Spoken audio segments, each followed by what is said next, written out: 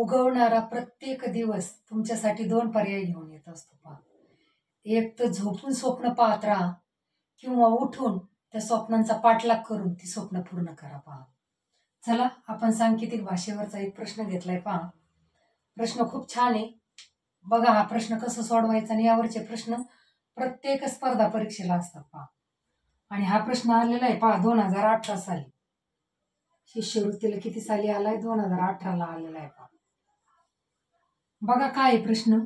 एका सांकेतिक भाषेत बॅट बरोबर 278, अँट बरोबर 276, नेट बरोबर 765 असे लिहितात, तर त्याच सांकेतिक भाषेत बिन हा शब्द BEAN हा शब्द कसा लिहाल? आणि त्याच्यासाठी पर्याय दिलेत पहा. मग असे प्रश्न कसे सोडवायचे तर ते तुम्हाला समजावून सांगते पहा. हे अगोदर दिलेली माहिती, उदाहरण दिलेली माहिती लिहून घ्या पहा. BAT बॅट बरोबर काय सांगितलं?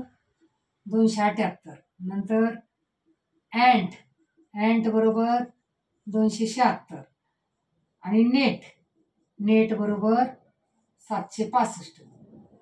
आता तुम्हाला जसं दिलंय तशाच किमती राहतील असं नाही पहा. समजा तुम्ही म्हणणार BAT बॅट म्हणजे B ला 2 आहे, A ला 7 अंक आहे, T ला 8 आहे, असं नाही. क्रम सारखाच असेल असे नसतं. आपल्याला त्यामुळे प्रत्येक अंकाची काय करायला लागते? किंमत काढून घ्यायला लागते पहा. आता तीन याच्यात आपण अगोदर साम्य कोणतं अक्षर आहे ते पाहूया पहा. ती इथं आहे, इथं आहे, इथं आहे. मग ह्या तीनही संख्यामध्ये कोणता अंक समान आहे तो शोधायचा पहा. आता इथं 7 आहे, 7 आहे, 7 आहे, म्हणजे टीची किंमत काय झाली? 7. टीची किंमत काय होईल मग? 7 होईल पहा. टी बरोबर काय झालं? 7. आता पुढचा बघूया आपण. आता पहिल्या दोन्हीची करा, पहिल्या दोन्हीची तुलना करा. आता याच्यामध्ये BA याच्यामध्ये A आणि N म्हणजे A दोन्हीकडे पण A. मग याच्यामध्ये सारखा अंक कोणता आहे? A साठी पहा 2. म्हणजे A ची किंमत काय आली? 2 आली. E ची किंमत काय आली? 2 आली पहा. त्याच्यानंतर खालच्या दोन याचं करायचंय पहा आपल्याला. ज्या कलरने लिहिलं त्याच लिहू म्हणजे तुमच्याही लक्षात येईल पहा. आता या खालच्या दोन्हीची तुलना करू आपण. अँट आणि नेट यामध्ये कोणता अंक सारखा आहे? अक्षर सारखं आहे N, आणि इथं पण N आहे पहा. मग याच्यामध्ये कोणता अंक सारखा दिसतोय तुम्हाला? 6. म्हणजे N ची किंमत काय आली? 6. आता जे उरलेत ती संख्या त्याची असते पहा. आता इथं B उरलंय आणि इथं 8 उरले, म्हणजे B ची किंमत काय झाली? 8. त्याच्यानंतर इथं तर कोणतंच अक्षर उरलं नाही. इथं E उरलंय आणि इथं 5 उरलंय, म्हणजे E ची किंमत काय झाली? 5. आता आपल्याला विचारलंय काय? आपल्याला काय विचारलं? BEAN. मग B ची किंमत काय आहे? 8. E ला कोणता अंक आहे? 5. A ला कोणता आहे? 2. आणि N ला कोणता आहे? 6. म्हणजे आपलं उत्तर काय आलं? 8526. म्हणजेच पर्याय क्रमांक 2. आहे की नाही सोपं? हा प्रश्न शिष्यवृत्ती परीक्षेमध्ये 2018ला आलेला आहे पहा. आपण आणखी एक प्रश्न घेऊया. म्हणजे हा प्रश्न कधी कधी अंक वापरले जातात, कधी कधी अक्षर वापरले जातात. तर हा आपण इंग्रजी अक्षरांसाठी किंवा इंग्रजी शब्दांसाठी अंक वापरले त्यावरचा प्रश्न घेतलाय पहा. प्रश्न तुमच्या लक्षात आला? जे दिलेलं आहे ते क्रमानेच अंक किंवा त्याची किंमत असेल असं नसतं पहा. त्यामुळं तुलना करून प्रत्येक अक्षराची जी किंमत आहे ती आपल्याला अगोदर काढून घ्यायची आणि त्यावरून उत्तर आपलं अगदी सेकंदात निघतंय पहा. आपण आणखी एक पुढचा प्रश्न घेऊया पहा. आपण सांकेतिक भाषेवरचा दुसरा प्रश्न पाहूया पहा. काय प्रश्न? एका सांकेतिक भाषेत मदन बरोबर 417, सदन बरोबर 197, वमन बरोबर 341 असे लिहितात, तर त्याच सांकेतिक भाषेत वसन हा शब्द कसा लिहा? आपल्याला काय सांगितलं?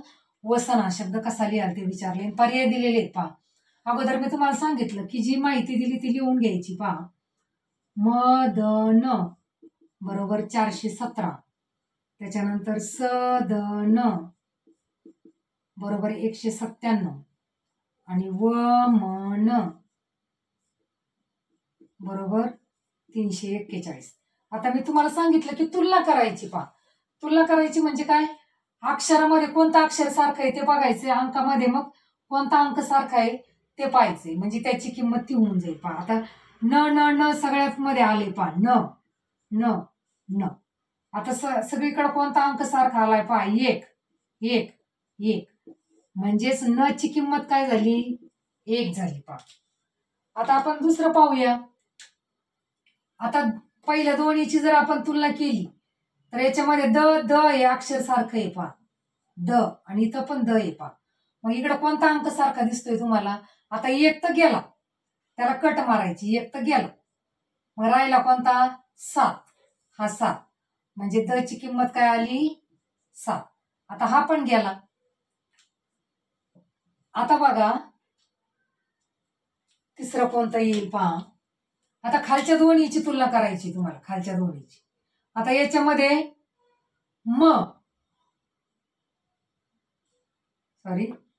पहिला आणि हे मधला नाही धरायचं, इथं म आहे आणि इथं म आहे मग तिसऱ्या ह्याच्यात आणि पहिल्या याच्यामध्ये कोणता अंक सारखा दिसतो तुम्हाला, इथं 4 येतं आणि इथं पण 4 येतं, म्हणजे म ची किंमत काय आली 4, म्हणजे 4 पण कट झाला. मग आता राहिलं काय बघा, जे उरलंय ती त्याची किंमत असते बघा. आता इथं काय उरलं, इथं सगळ्या अंकाची झाली किंमत काढून, इथं स उरलाय आणि इथं 9, म्हणजे स ची किंमत काय आली 9, आणि इथं व उरलाय, इथं 3, म्हणजे व ची किंमत काय आली 3. आता आपल्याला विचारलं काय, व स न, मग व ची किंमत काय आहे 3, लिहून घ्या. स ची किंमत काय आहे 9, आणि न ची किंमत काय 1, म्हणजे 391 ही आपली वसंची किंमत आली.